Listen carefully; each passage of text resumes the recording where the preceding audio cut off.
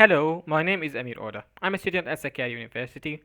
I study information system engineering. Today I'll be talking about our graduation project that I did with YagmurErnalbant.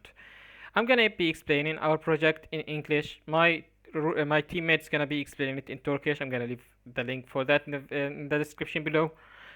So what is our graduation project? Our graduation project is about using the hairstyle, choosing hairstyle according to face detection. So as shown in here, our project is gonna be using OpenCV and deep laboratories with Flask in Python to help detect someone's face shape and then recommend a hairstyle and replace his face with the recommended hairstyle to showcase how it works. So as shown in the pictures, first you pick the pick, then you choose the hairstyle, and it's illustrated, it shows it like this. So I'm gonna talk about how the project works and the solution in after I showcase the project. So why did I do this project? Like, why did we choose to do this project? So there are many different reasons that we chose to do this project. Some of which, first, is our project will help, as shown in this study, will help increase someone's attractiveness. So if someone's attractiveness increases, it increases someone's charisma and someone's self-esteem and how he operates in real lives.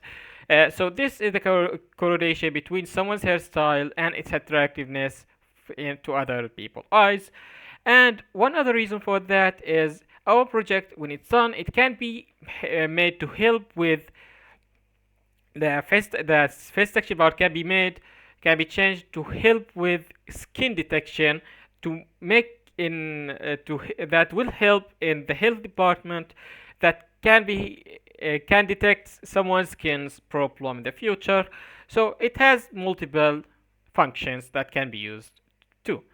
So that's some of the reasons that we chose to do our project. I'm going to talk more briefly about that after I've done with explaining the program.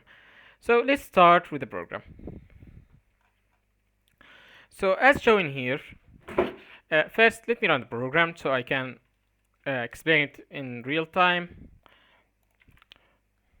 So first I will see this is the sign up and the login department. I'm not going to explain this part because it's general and it does not affect our project. I'm just going to showcase where we made it. This is the register part and this is the login part. Then we're gonna start with the project. So the first thing that it does, it reroutes to the submit, and in the submit HTML, it takes the age, gender, and the chosen image, and it will be requested from the user in this definition, and it's gonna be processed by detecting face shape detection. Like the face shape is gonna process. Now, how does this work? So this saves the image that has been provided. And this program, this detect face Python, as using the laboratories that I mentioned before, CV2 and DLib and clustering, and also using the two algorithms that I'm going to talk about. They are Harcased and Shape Protector 68 for face landmarks. It uses all of that to get the user image that has been saved and work in it. How does it work in it? First, it grayscales it. Grayscaling makes the picture so the program can understand it more easily. So it transfers the picture into a language that the program can understand. And after it grayscales it, it causes it, which makes the picture clearer, the image clearer and easier to process. And as shown in here, this detects if there's more than one face in the picture, which can cause an error. That's why we have to predict it. And this part is where it detects the landmarks. So how does face detect landmark work? It draws a triangle on the face, as shown in this. So it draws a triangle. This triangle helps it detect all of the other landmarks, as shown in here. And how does it work that? I'm gonna explain it more in here. So first, it does K-mean clustering. K-mean clustering is used to differentiate between someone's hair skin and skin tone and hair. So as mentioned in here, it's differentiate between them and makes it clearer what parts are the face are for the landmarks to work. So after it does that, we start the calculation. So the calculation part, we collected the calculation part from different sources, and we came up with the best calculation that worked for our project. How we did that? By testing it manually from a page called "This is not a real face," and this is not a real person, which gives us a random face AI generated, which we use to test if our program gives the right results for face detection. So as shown here, it calculates the landmarks. Then, according to landmarks, it does some math to make it alpha. Then this can calculate the angle of the face. And according to the angle of the face, we chose to determine what the face shape is, either round, x squared, triangle, diamond, rectangular, or oblong. And after that is done, after we determine the face shape, this brings us to the next image, the next page. So as shown here, this tells us what our face shape is, and it asks us to choose a hairstyle to choose from. So this in the code is first. This part gets all the gender and stuff. This is the one that redirects us to the images that are displayed in here. So it gets the age, gender, and the face shape that we detected, and according to its directory in our PC, it opens the CSV and it has all the images ordered. And after that, it redirects us to the result.html, which when you click on one of the pictures, it provides us with the row number of the picture in the CSV file, and it provides us with the picture itself.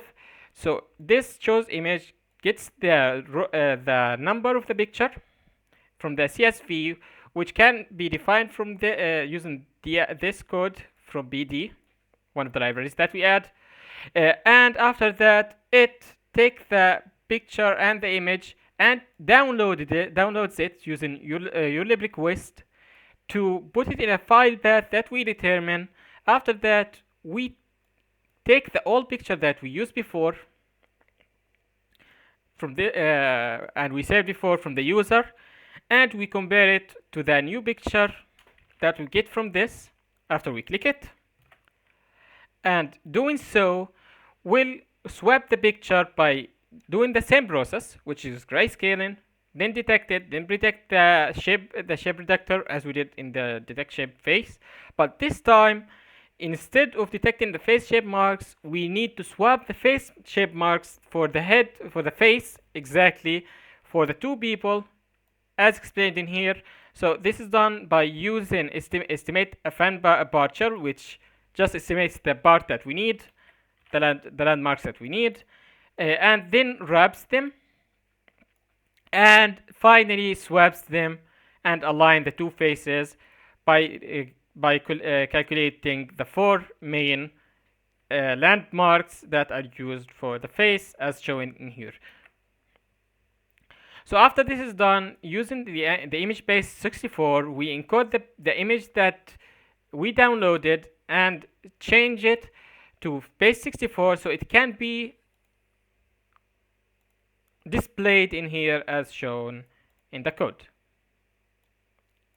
because the program, the Python can't read it if it wasn't in base 64 manner.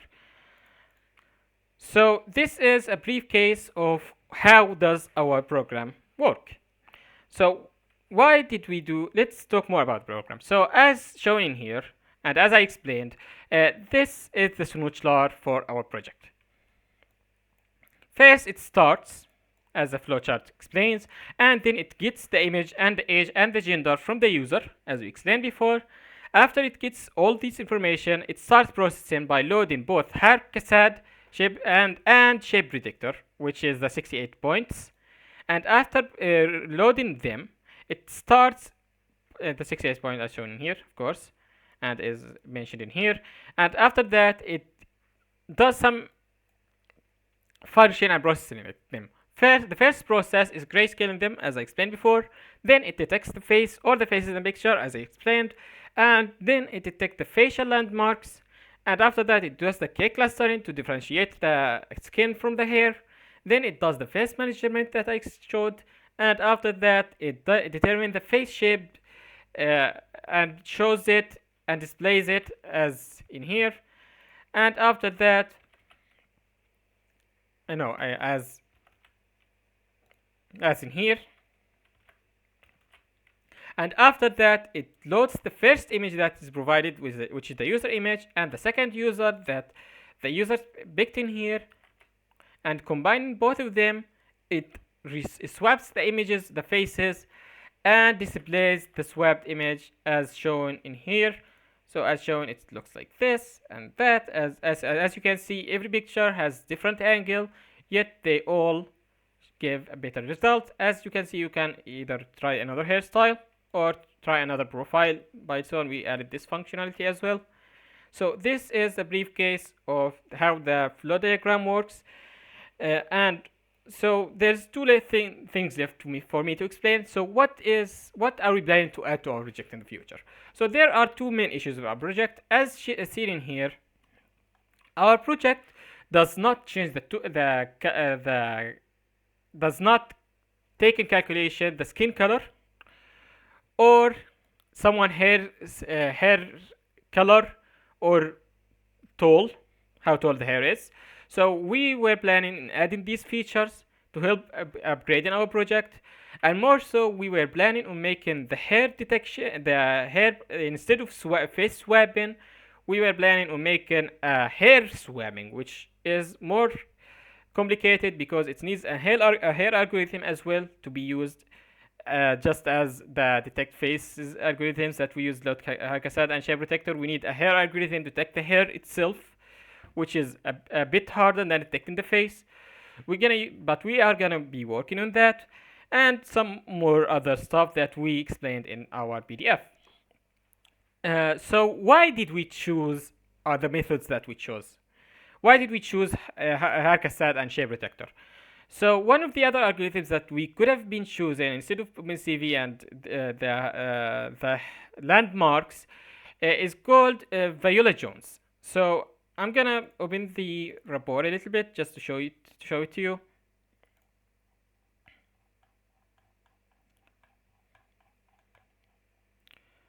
So as shown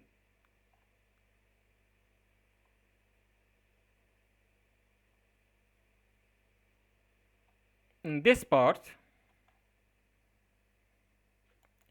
in 5.1, it says why did we choose this method instead of the other method. First, it talks about why is OpenCV is a good method because of how incredible it is with detecting face shape and how precise it is.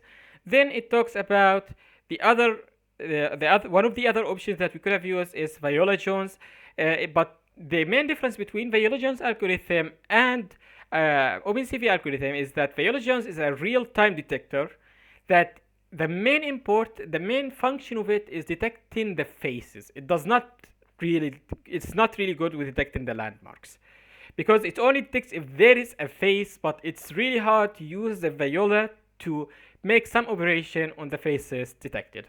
That's one of the many other ways we could have done our project, but in our own recommendation, we saw that OpenCV is way better and way more efficient.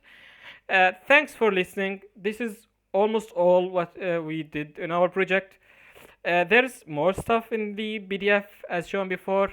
We did some UML diagrams as well. As shown in here, we did that for the face swapping part. We explained it briefly. We did a diagram for it that explains how it does. That's all the time that I have for the video. Thanks for your time.